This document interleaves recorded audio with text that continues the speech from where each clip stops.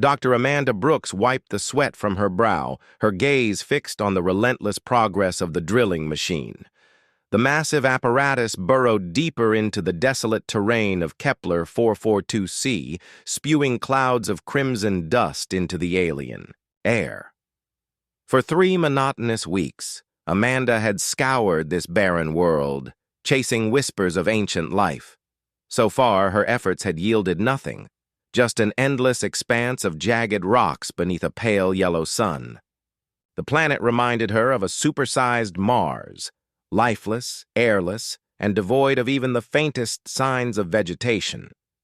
Amanda often questioned Earth Command's decision to prioritize this desolate wasteland when so many more promising worlds awaited exploration. "Dr. Brooks, you need to see this." Pete Wilson's voice crackled through the comm system. He was the drilling team lead, and there was a distinct edge to his tone, something between urgency and unease. Amanda strode over to where Pete stood, stationed beside the massive machine. Its mechanical arm had halted mid-motion, red warning lights flickering ominously on the control panel. "What's the issue?" she asked. Pete gestured toward the monitor. "The drill hit something solid at 3,000 meters. Check this out." Amanda leaned in, her pulse quickening as she studied the data. Her breath caught. The machine hadn't just hit rock, it had struck metal. Not just any metal, though.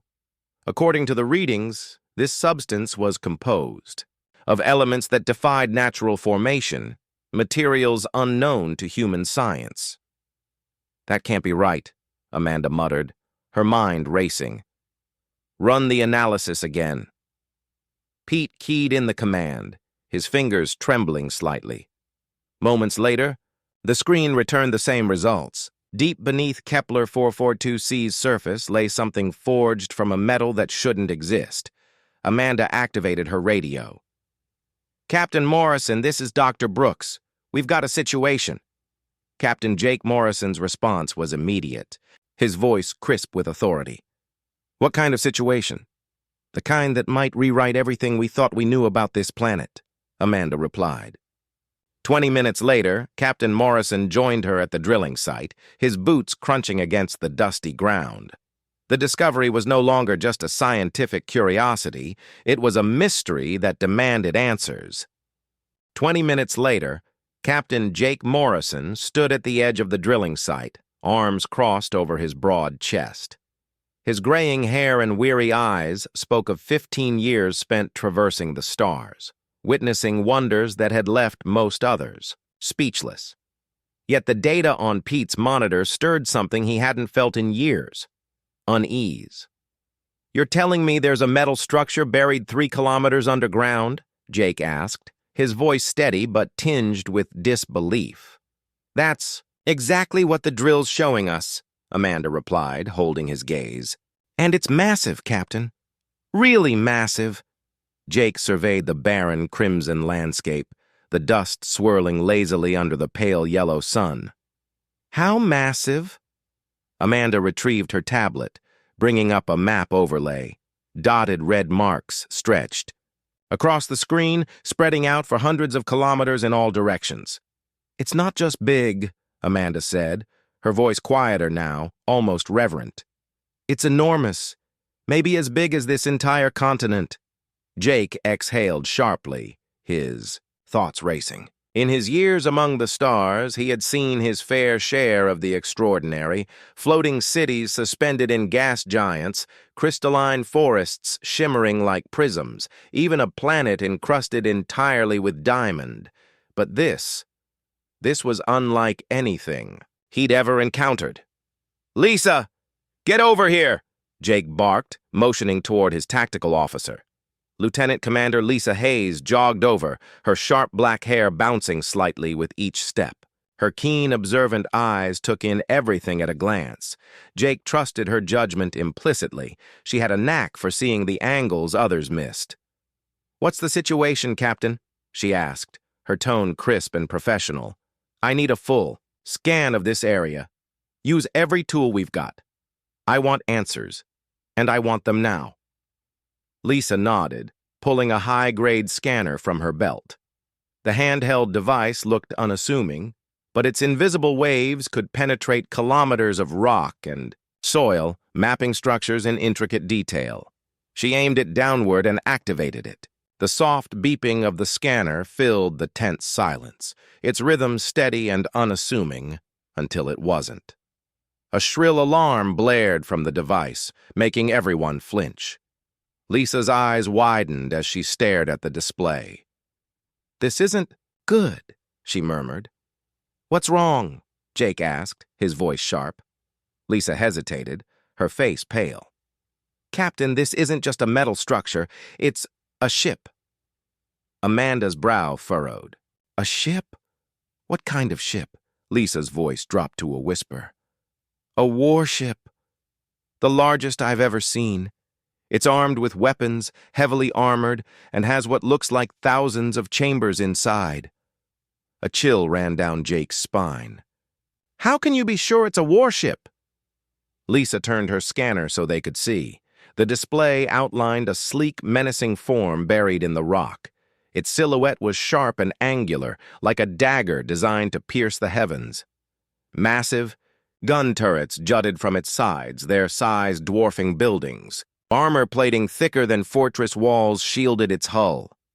"This thing wasn't made for peace," Lisa continued grimly. "It was built to dominate the stars. But it's been here a long time, buried and forgotten." Amanda grabbed the scanner, studying the data with growing apprehension.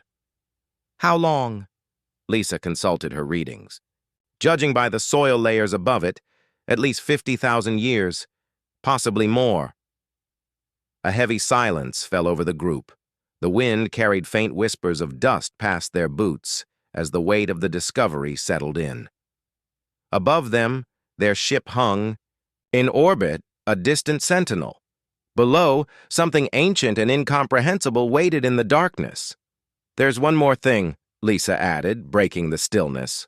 "The ship isn't empty. Some of the chambers inside look habitable. They were designed for beings roughly our size." Jake's blood ran cold. "That's impossible. Humans as we are now didn't even exist 50,000 years ago." Lisa nodded, her expression grave. "I know, but the scans don't lie. Whoever built this ship, they weren't so different from us." "Horizon," Amanda muttered, tracing her gloved fingers lightly over the carved symbols. The grooves in the dark metal were sharp, their shapes angular yet flowing. "Captain, if there's one ship here, there could be more. We need to check." "The other dig sites," Jake's voice crackled through their helmets. "Lisa's already on it. I've ordered scans at every site, and I've sent a preliminary message to Earth Command. They'll want to know about this. We're going to need backup." Amanda turned her gaze to the far end of the corridor, where the black void seemed to stretch endlessly. "What did you tell them?" "I told them we found something that shouldn't exist," Jake replied, his tone grave. "And I told them to send more ships, a lot more." The radio fell silent. Amanda and Kyle exchanged a glance before moving deeper into the hallway. Above them, the red sun dipped below the horizon of Kepler 442c, painting the surface in shades of crimson and shadow. Stars began to emerge, pinpricks of light against the darkening sky, carrying the weight of their discovery to the farthest reaches of human space. Amanda couldn't shake the unease building inside her. The ship's design, the strange familiarity of the symbols, it was as though they had stumbled into a half-remembered dream, a fragment of a story humanity had forgotten. Kyle Thompson knelt by the jagged opening they had cut into the ship's hull. The metal was a deep, glossy black, so polished it reflected the crimson glow of the planet's sky like a pool of oil. It had taken 6 hours of relentless effort with cutting-edge tools to breach the outer layer. Even then, the result was a narrow crawl space, barely large enough for a person to squeeze through. "This thing's tougher than anything we've ever come across," Kyle muttered, running a hand over the edge of the breach.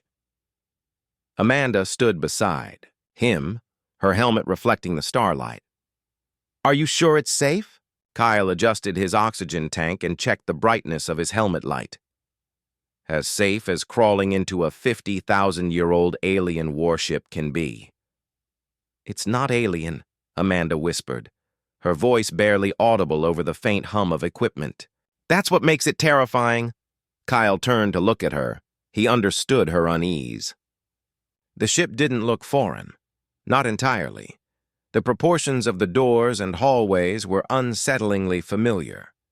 The writing on the walls wasn't indecipherable gibberish, but something close enough to human script to tug at buried memories. Jake's voice broke the silence over their radios. 2 hours. That's all you've got. If anything goes sideways, get out immediately. We can't risk losing you down there." Kyle nodded to himself, though he knew Jake couldn't see it. "Copy that." Taking a deep breath, he crawled into the opening. His helmet's lights swept across the dark interior, casting long, sharp shadows that seemed to move with them. The air was icy and stale, untouched for millennia. Amanda followed, her lights joining his to push back the oppressive blackness. They stood in a corridor lined with smooth metallic walls. The material gleamed faintly, even in the dim light. Doors, uniform and featureless, flanked them on either side, extending into the distance. The air was thick with stillness, a void of sound that seemed to press against their ears. "Over here," Amanda called softly, her voice trembling slightly. She was pointing at the wall beside her. Kyle moved closer, his lights illuminating. A series of symbols carved into the metal. The marks were clean and deliberate, arranged in neat rows. They looked like writing, but not quite. The forms were tantalizingly close to human script, with just enough difference to unsettle the mind. "You read it?" Kyle asked, snapping a photo of the symbols with his wrist-mounted camera. Amanda squinted at the carvings, tracing one with her finger. "Some of it looks familiar," she said hesitantly, "but not enough to make sense of it. It's like a language we almost know but forgot somewhere along the way. Like it's waiting for us," Amanda said, her voice a mix of awe and nervous energy. She hesitated before running her fingers over the touch-sensitive interface. The screen glowed brighter, displaying rows of symbols interspersed with diagrams, and what looked like starship schematics. Kyle stood behind her, scanning the room. "This tech is leagues ahead of anything we have back on Earth. How could they build something like this when we were still figuring out fire?" Amanda didn't respond immediately. Her attention was riveted on the screen. "These systems aren't just advanced. They're familiar. The interface, it's intuitive, like it was made for us." As she continued to tap and swipe, the screen shifted, displaying what looked like logs or records. The symbols were still incomprehensible, but some parts began to translate, as if the system was learning their language in real time. "Look," Amanda pointed. A translated phrase appeared at the top of the screen. "Project Exodus, Final Phase." Kyle leaned closer, squinting at the words. "Project Exodus? What's that supposed to mean?" Amanda scrolled down, revealing more translated snippets. "Evacuation of core systems initiated. Hostile forces approaching. Defensive line breached. Cryopreservation protocol activated." Kyle's voice dropped to a whisper. "They weren't just living out here, they were running from something." Amanda nodded, her face pale. "And they left a part of themselves behind, preserved, waiting." The discovery of the sleeping chambers had already shaken them, but the implications of the star maps and these logs were staggering. If this ship's records were accurate, humanity, or something indistinguishable from it, had once ruled a vast network of star systems. A civilization advanced enough to span the galaxy, yet still vulnerable enough to fall. Amanda stepped back from the console, her hands trembling. "We need to get these logs back to Earth Command. If this is real, it changes everything." Kyle looked around the room, his unease growing. But why here? Why bury this ship on a barren planet and leave all this behind? What were they running from? Amanda didn't have an answer, but her thoughts were racing. The defensive systems, the cryo chambers, the maps, it all pointed to a desperate last stand. The question wasn't just what happened to these ancient humans, it was whether whatever they fled from was still out there. As they moved deeper into the ship, the atmosphere grew heavier, the weight of their discovery pressing on them. Amanda couldn't stop glancing at the maps and star systems displayed on her tablet. Hundreds of interconnected points, each a potential home for this lost civilization. Kyle's voice broke the silence. You think Earth Command will believe us? They'll have to, Amanda replied, though her tone betrayed her doubt. The scans, the DNA, the tech, it's undeniable. This isn't just a discovery, it's a reckoning. Kyle looked down at the floor beneath them, the cold black metal that had hidden these secrets for tens of thousands of years. And if this is what we've found on one planet, how much more is out there? Above them, the stars twinkled faintly through the atmosphere of Kepler 442c, oblivious to the secrets they had been holding for millennia. Somewhere, far away, Earth Command would soon receive the news that humanity's history was far more vast and far more mysterious than anyone had ever imagined. Station Star Horizon, her face pale as she watched the live feed from Kepler 442c. The screen displayed the glowing outline of the massive warship beneath the surface, its power readings spiking beyond anything human technology could produce. Around her, the room buzzed with tense voices as military leaders, scientists, and diplomats scrambled to make sense of what was unfolding. "This can't be happening," General Marcus Reed muttered, his fingers gripping the edge of the table. "We've spent decades exploring space, but we never prepared for this. A 50,000-year-old warship waking up? What's next? An invasion fleet." Helen ignored him, her focus on the feed. The lights on the alien ship pulsed in a rhythm that reminded her of a heartbeat.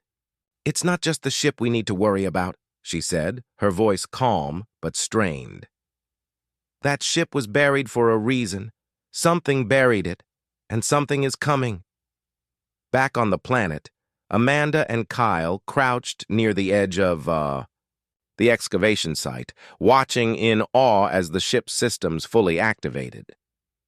From the hole they had cut, a faint hum resonated, low and deep, as if the ship itself were taking a long, slow breath after millennia of slumber.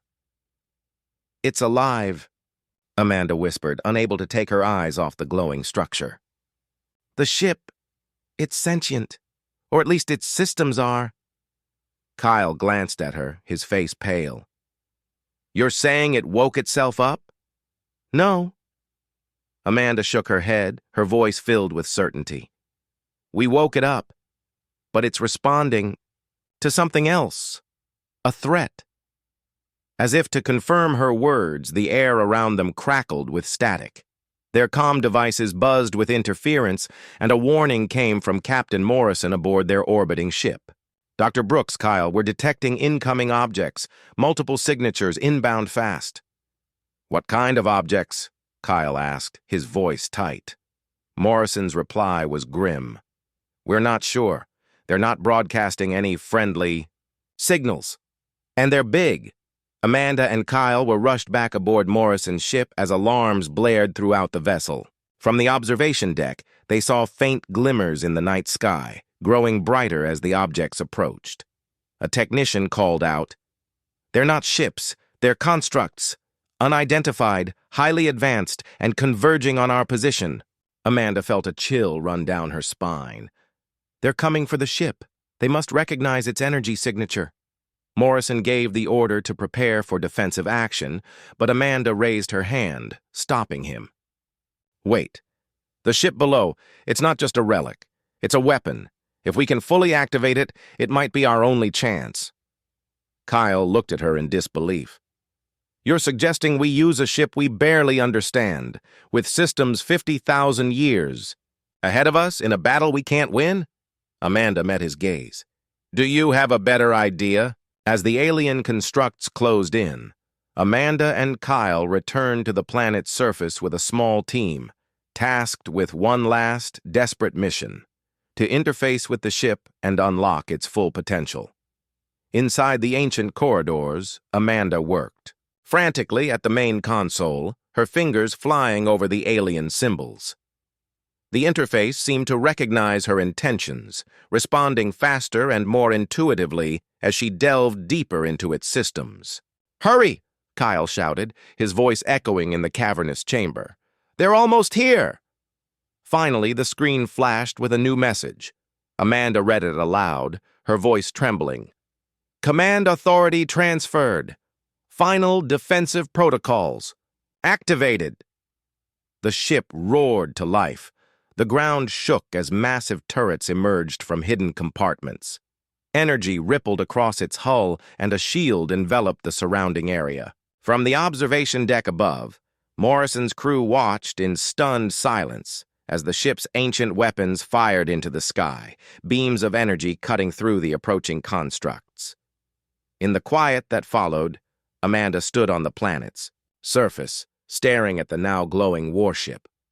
Kyle approached, his expression a mixture of exhaustion and awe. "We stopped them. For now." Amanda nodded, but her thoughts were elsewhere. This wasn't just a defense system. It was a warning. Whatever these things are, they're not the true enemy. The real danger is still out there. Above them, the stars seemed colder and more distant than ever, a reminder that humanity's place in the galaxy was far more precarious and far more connected to the past than anyone had ever imagined. On the new Denver colony, chaos erupted in the meeting room. Alien leaders shouted over each other, panic and fury taking over. Helen Carter stood in the middle of it all, her voice firm and resolute. "Enough!" she shouted, slamming her hands on the table. The room fell silent, all eyes on her.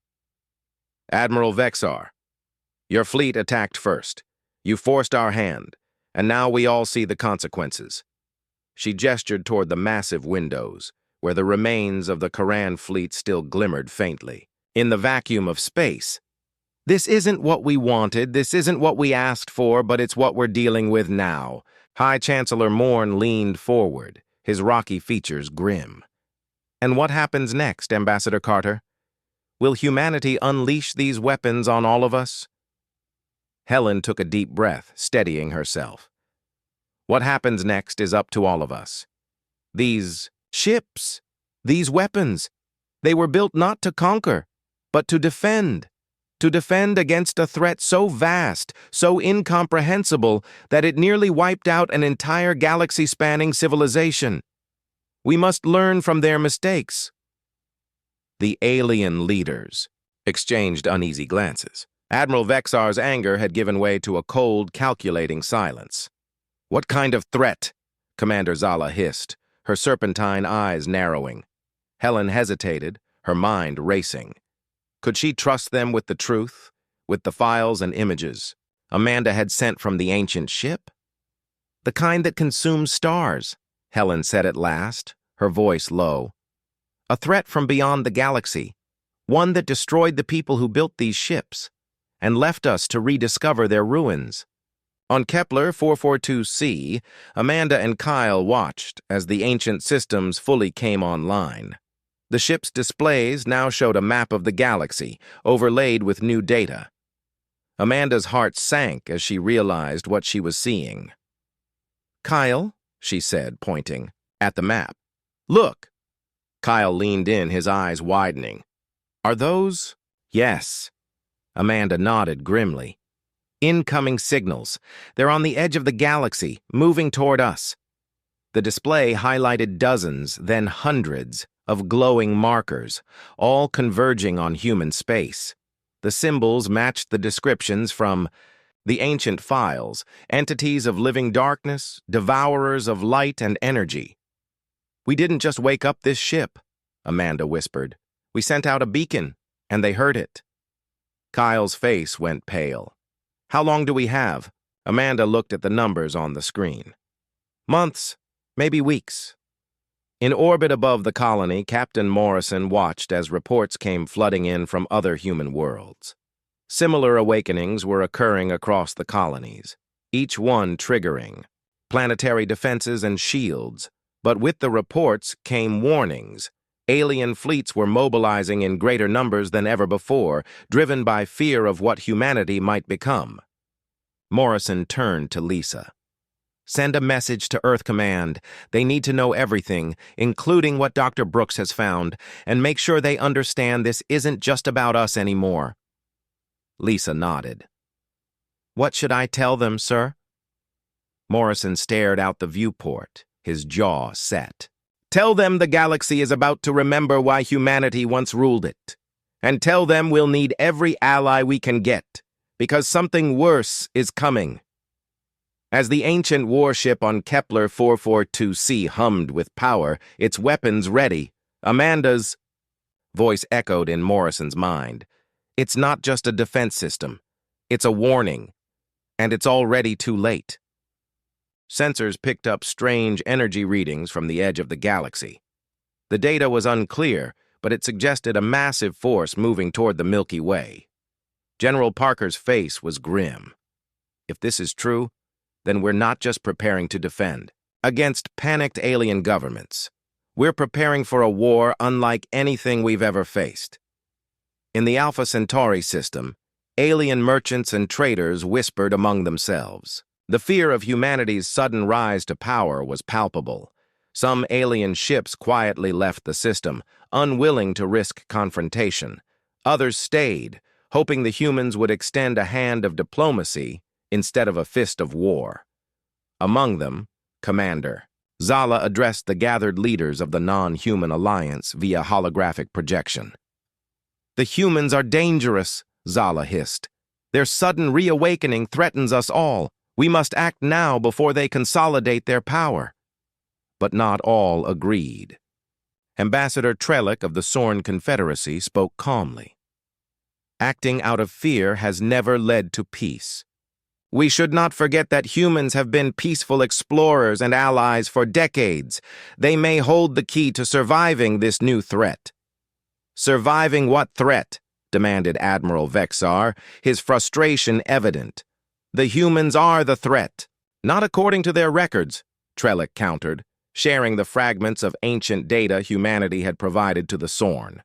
It showed images of star-devouring entities and the desperate measures the ancient human empire took to fight them. "This could be a fabrication," Zala snapped. "Or it could be a warning," Trellick replied. "Do we dare ignore it?"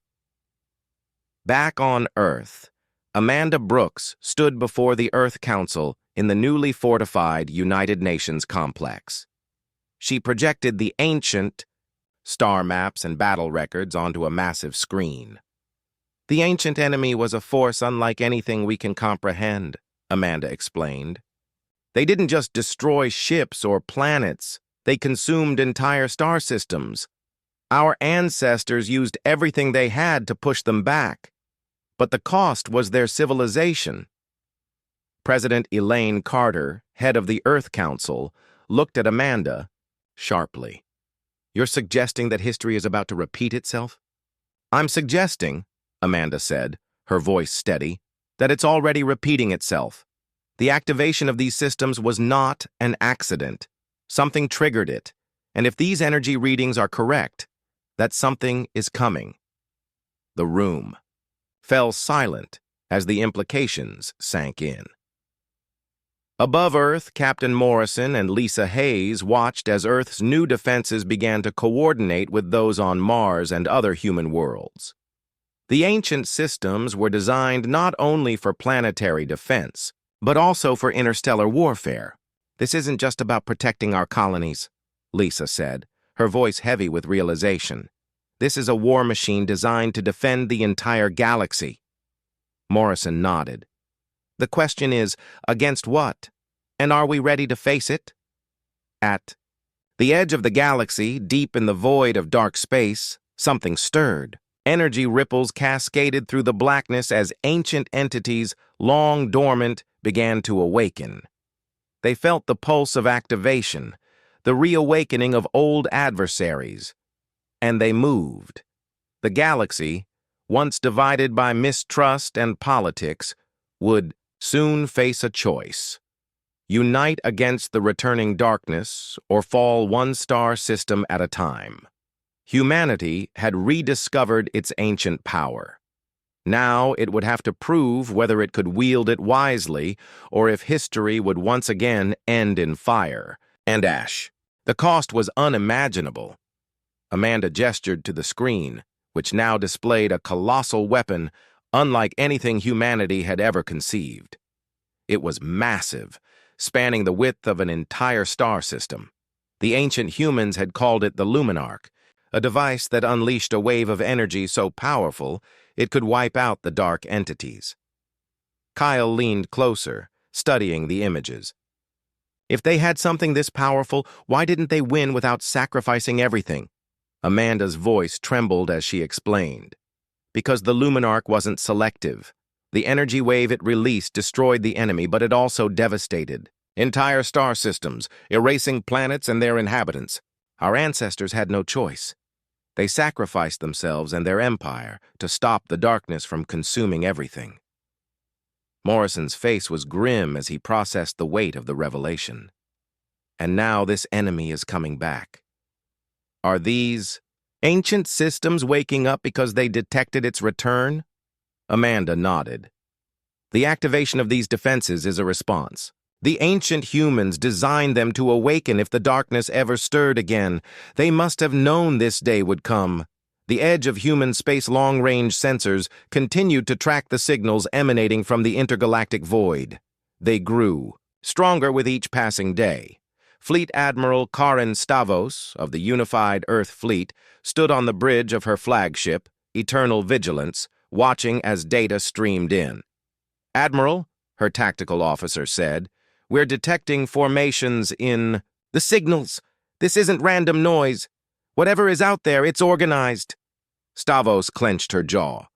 "Send word to the Council. We need every ship ready to defend human space." The officer hesitated. "Admiral, with respect, our ships are advanced, but they can't compare to the technology of the ancient defenses. If this enemy is as powerful as the records suggest—" "I know," Stavos interrupted, "but we're not just defending ourselves. We have allies who will need our help. If we can hold the line long enough for these ancient systems to come online completely, we might have a chance." United Earth Council Amanda, Kyle, and Morrison presented their findings to the Council in a high-security meeting. President Elaine, Carter listened intently, her face a mix of determination and dread. "So, what you're saying," Carter summarized, "is that humanity once sacrificed everything to stop this threat, and now history is repeating itself." Amanda nodded. "But this time we're not alone. The galaxy is more connected now than it was 50,000 years ago. If we can unite with the other species, we have a better chance of surviving." Council members murmured in agreement, but not everyone was convinced. "What makes you think the aliens will trust us?" asked General Susan Parker. "Half of them are already pointing their guns at us, and the rest are terrified we'll use these ancient weapons to conquer them." "Because they have no other choice," Amanda replied. "If this enemy returns, it won't stop at humans. It will consume everything. We have to convince them that this isn't just our fight, it's everyone's."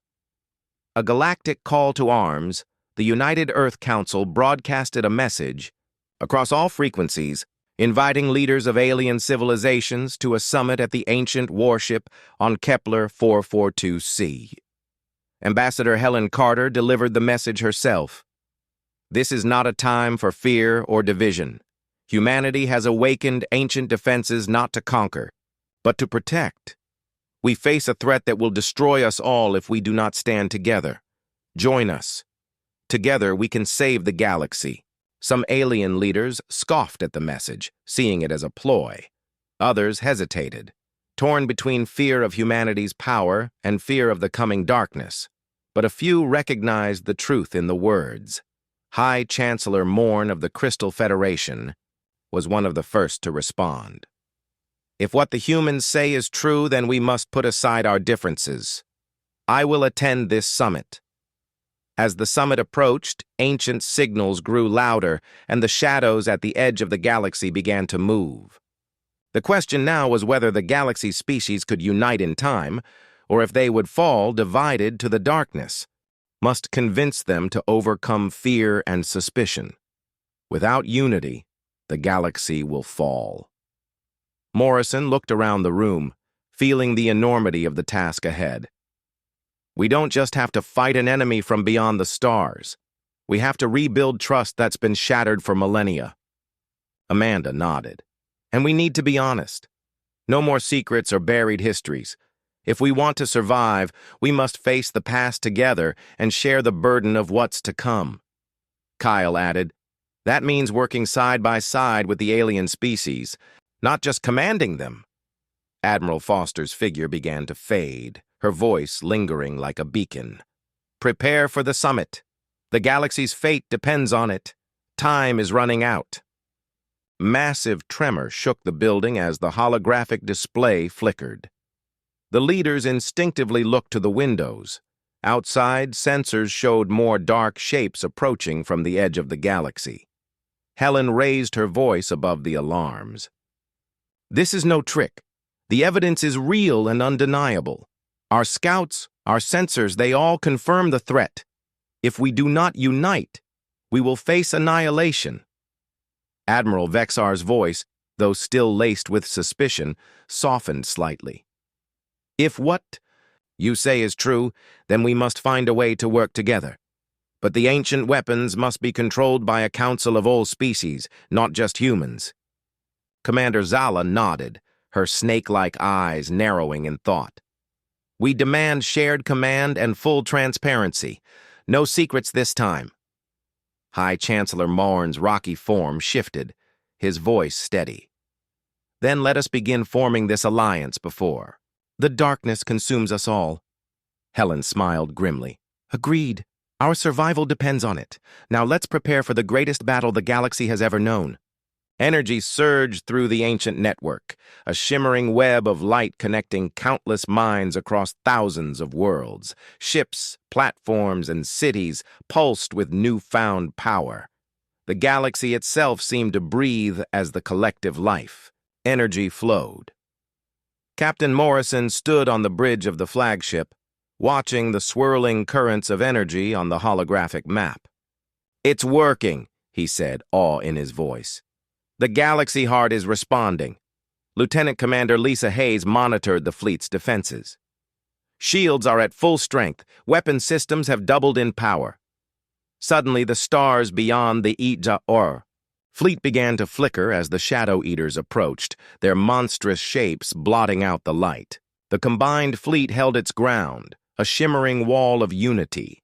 Admiral Foster's voice echoed through every communication channel, steady and resolute. Hold the line. Remember, we fight not as separate species, but as one. Together we are stronger than any darkness.